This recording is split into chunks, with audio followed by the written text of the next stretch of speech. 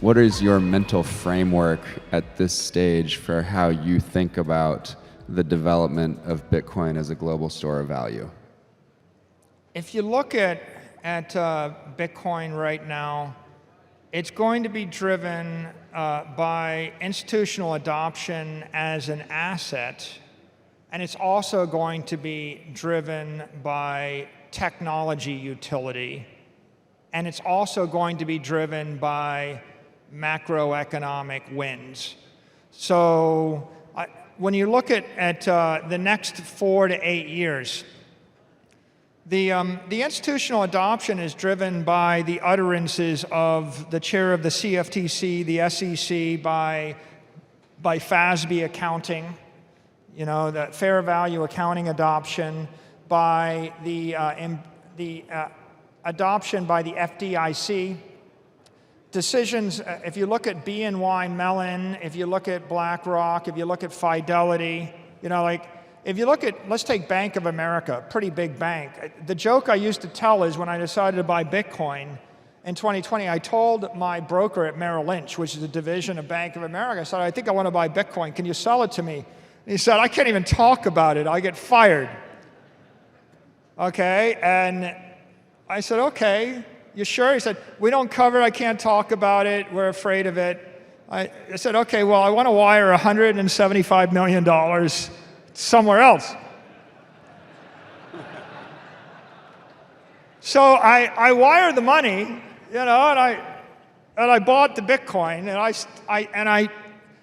I still have the Bitcoin.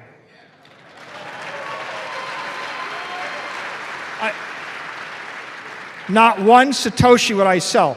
Let me tell you how serious I am. When I had to like wire the 1 million Satoshis for the meme competition, I was like, I have to buy this stuff because there's no way I want to be short Bitcoin when I'm giving it away or paying it. So I did that.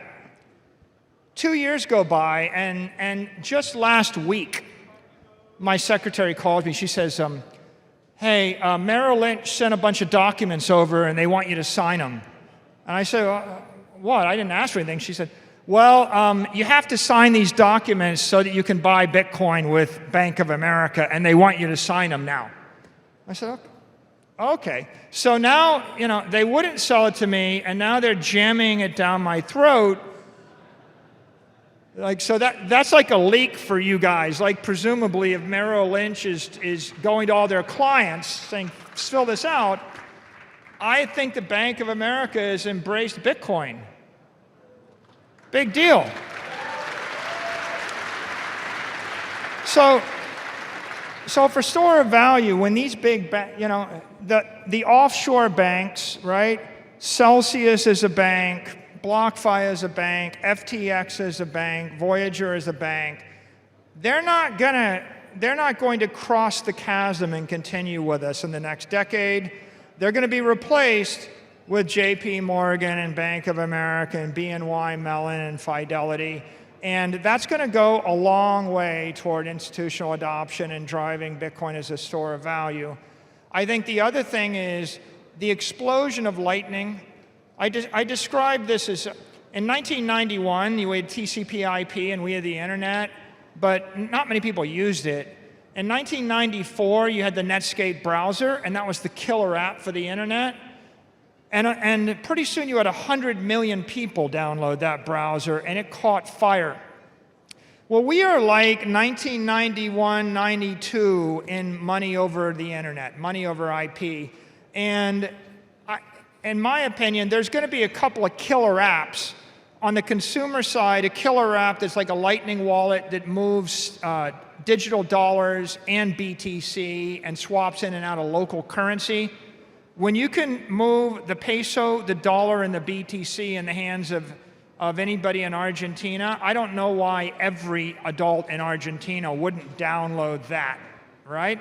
And so that'll go to billions of people. So the killer app for Lightning is coming. We just, you know, obviously it's a work in progress. We got to keep improving the protocol. We got to keep refining it. But when that happens, you're going to see hundreds of millions and then billions of people downloading these applications. My firm's working on an application to monetize any website so that you could basically say, hey, come fill out an application form to be a credit card customer or to be an insurance customer. And if you fill out that form or that survey, we'll give you a Lightning wallet and we'll fill it with 1 million Satoshis. And you just put that out on a tweet, you get 800,000 people to hit your website, 800,000 Lightning wallets spin up, and you click on it, it gives you a barcode, you scan it, and the Satoshis flow to any open Lightning wallet in the world. We're going to onboard hundreds of thousands and millions of people when those kind of applications get going. That's going to create massive demand for Bitcoin and massive enthusiasm for this and change the narrative. That'll be the second driver, right? And the third driver, and again, this is where the politicians are going to help us out.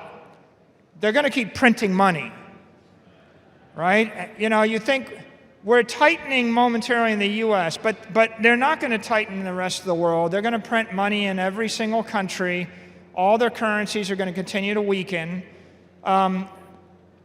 You know, the Fed took us into a steep nosedive, nearly crashed the currency when they took the interest rates from 280 basis points to 180 to 5 basis points on the 1 year. And then they pulled up and they brought the interest rate from 12 basis points up to 470 basis points on a 1-year treasury in 12 months. And it's kind of like that strafing run in Maverick when the guy goes down in the valley, nearly crashes, and pulls up and pulls 10 Gs and just about rips the wings off the plane. And that's what we're doing, except we're doing it with the entire $500 trillion economy right now. And we've got to the point where the pilots are blacking out. Okay? We just saw it with Liz Truss in the UK, where they pulled up, the interest rate got a 5 handle. First they fired the Chancellor of the Exchequer, then they fired the Prime Minister, right? And that was a lesson to every other politician, and you can imagine Jerome Powell and the rest, they're looking, they're like, I don't think the economy of the world will take much more of the pulling up. They're going to have to take their hand off the stick, loosen up a bit, otherwise they're going to crash every single economy. And as they do it, we're going to see more inflation. That inflation is going to continually be a marketing driver. And the combination of those three things are going to play out against the new reality, which is Bitcoin is the only digital commodity. It is the only crypto asset. There is no second best crypto asset.